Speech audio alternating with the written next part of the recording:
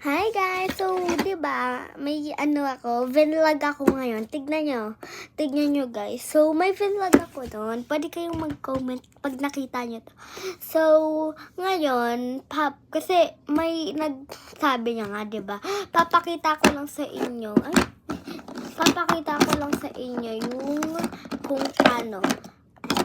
kung paano guys, kung paano tayo gumagawa. Kasi di ba, lagi ko lang hawak, nahihirapan ako. Ngayon may tugtungan ako, pero hindi kita yung drawer ko. So, kukunin ko na lang. So, itong pinakamaliit na lang muna. Para siyang red. Ito, para siyang red. Ilan para sila? Kaso pink to, di ba? Magkaiba. Pink, dark pink to, guys. Dark pink to. Ayun.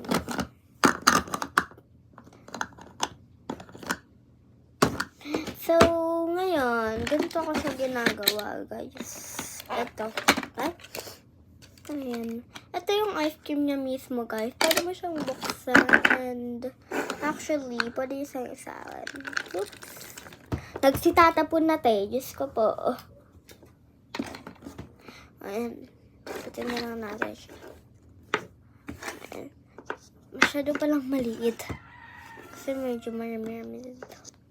Tapos, lalagay natin. Cinnamoroll na lang kasi ito na yung gamit. Ayan. Pag maliit lang, guys, ganito yung ginagawa ko. Ganyan siya, cinnamoroll. Ayan, nakaganyan siya. And, ito. Pwede kayong itusok din dito yung pang-mix. Kasi sabi niya, wag daw yung unang nag-comment sa akin. Tapos, pag ring, ganito. Ayan. Ganito.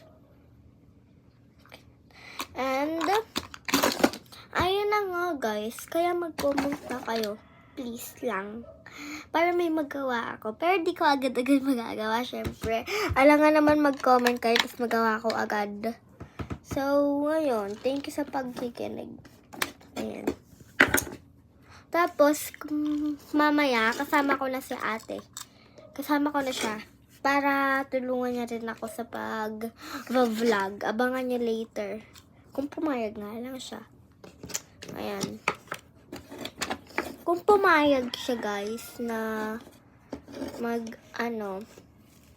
mag-vlog kami later.